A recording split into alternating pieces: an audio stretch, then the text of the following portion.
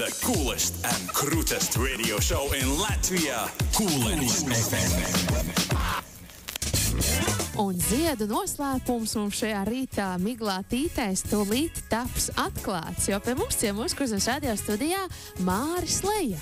Es starp diviem Māriem jau vēlēšanos ievēlējos. Ja viss skrēja cauri, ja. Un klausītāji, tu arī droši vari pievienoties man un iztēloties, ka tu stāvi tieši abiem Māriem pa vidu. Tā kā kaut ko ievēlēs. Tagad Signa pa vidu diviem Māriem. Jā, Signa arī var ievēlēties.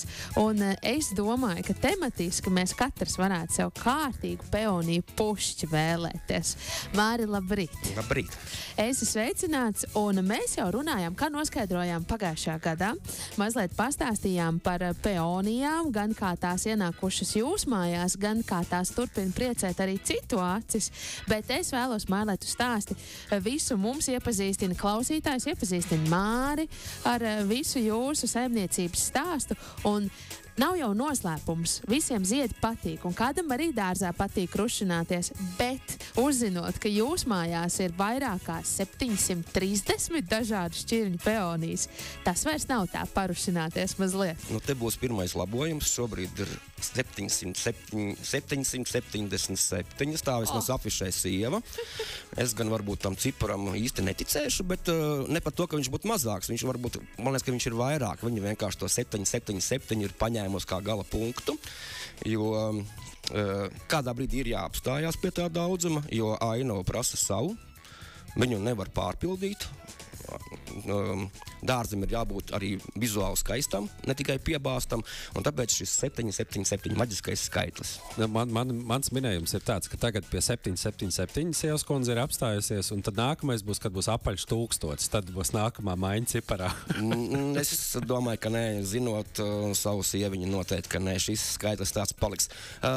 Pamainīsies varbūt šķirnes kā tādas, bet individuālais būs tas 777. Labi, bet no 777 nonākam līdz pirmajam ziedam. Nu, principā ir tā, ka ziedi kā tādi manās mājās parādījās ar sievas laivas ienākšanu.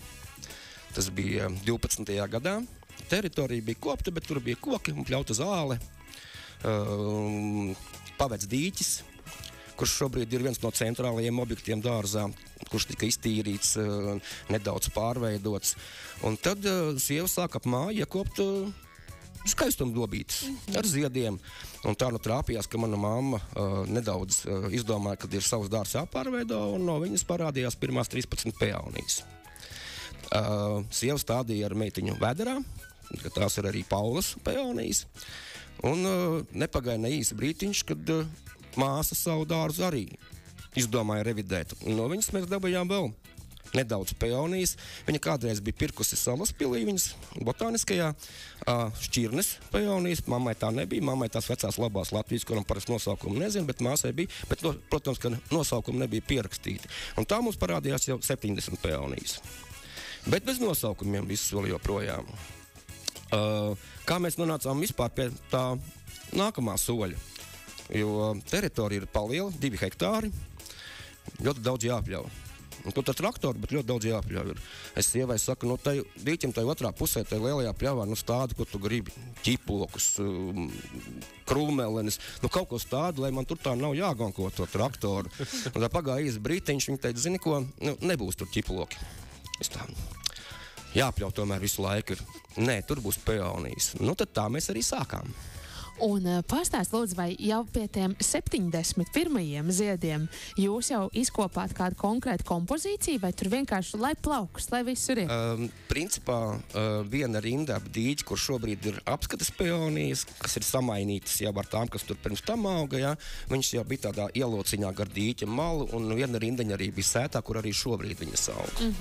Un tā kā ir tik dažādas un daudzveidīgas tās šķirnes, vai atšķiras arī tās ziedēšanas, jūs esat sadomājuši, ka šīs šķirnes būs vasaras sākums, tad mazliet viducītim būs citas. Kā ar šo kombinēšanu? Tieši tā, jo tās, kas bija pašas pirmās gar to tīķa malu, ko es tās pieminēju, tur arī šobrīd ir agrākās.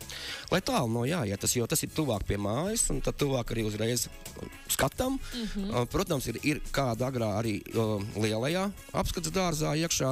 lai viņš nav tik vienmuļš šī brīdī, kamēr nezied pārējās.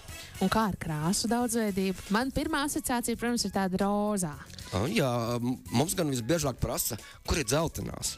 Tad, kad sākās tieši apskats, kad lielais, kad vidējās un vēlāk sāk ziedēt, ja, kad ir lielais bums, teiksim, dārzā, kur ir dzeltenās. Dzeltenās nozied šobrīd. Dzeltenās pārsvarā ir agrās, ja. Ir teiksim, kokveidu un laksveidu krustojumos saucamajos itohos, tur ir barzela, visi zina, tā ziedēs tādā laikā, ja, bet ir tāds lakstveida, tās dzeltenās tajā brīdī nav.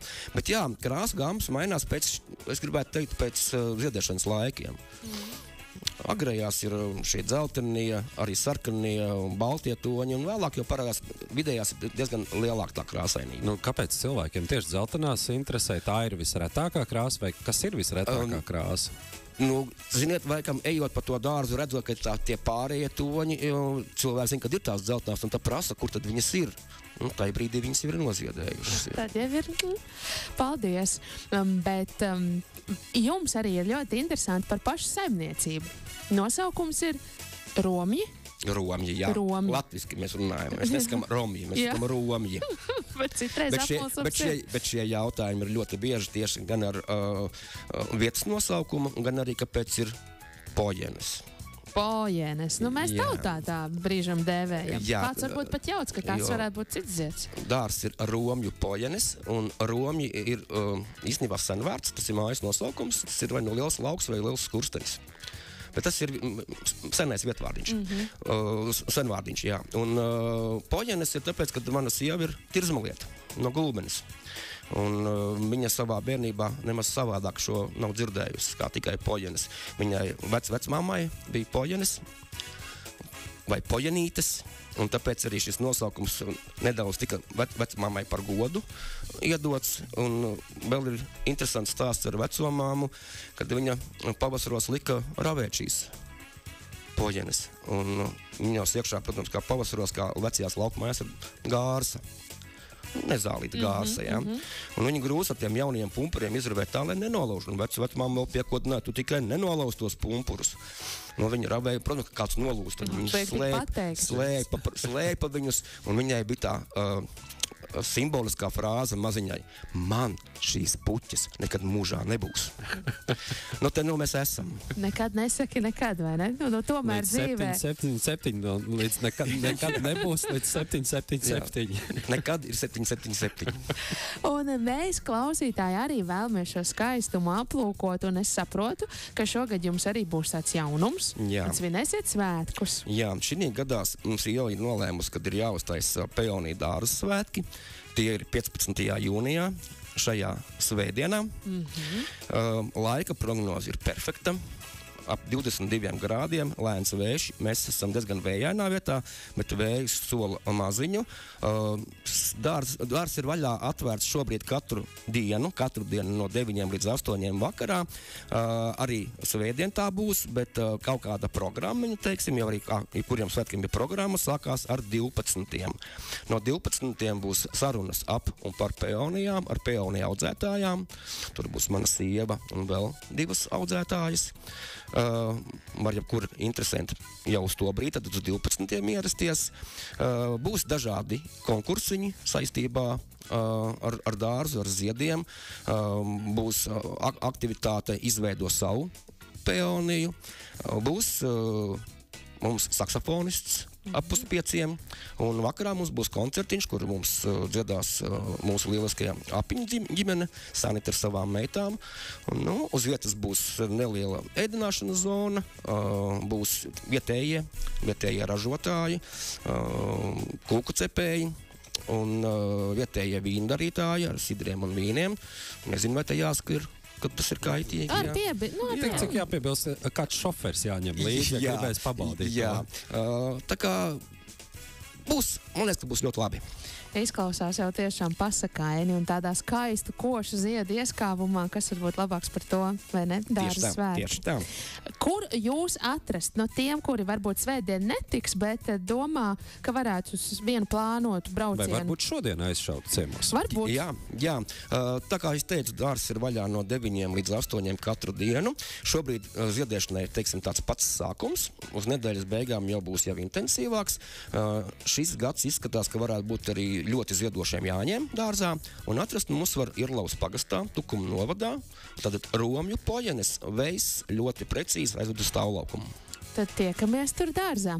Es vēl noslēgumā, kamēr Māris var aprakstīt, es vēlējos tev pajautāt, varbūt tu zini, tā kā šķirņu eksperts, es saprotu, jūsu ģimenē lielākais ir sieva. Sievai sveiciens, es ceru, ka viņa klausās, bet varbūt tā nebūs ne Viktorīna vai kā, bet es vienkārši atradu beidzot to mīļāko, kas man sirdī ļoti patīk. Tūlīt parādīšu, un Mārim jāapraksta. Tā, man jāapraksta šī. Es saprotu, jā, tas grib šķirni. Tātad tās ir tādas maigi, rozā, ar izteikti tādiem, tā kā gandrīz tā kā maziem ābolīšiem, ļoti stingriem ziediem izskatās. Un beigās tās nav peonijas. Kā tur ir, Māri? Viņi izskatās ļoti līdzīgi Sārai Bernārai. Tātad es piefiksēju Sāru.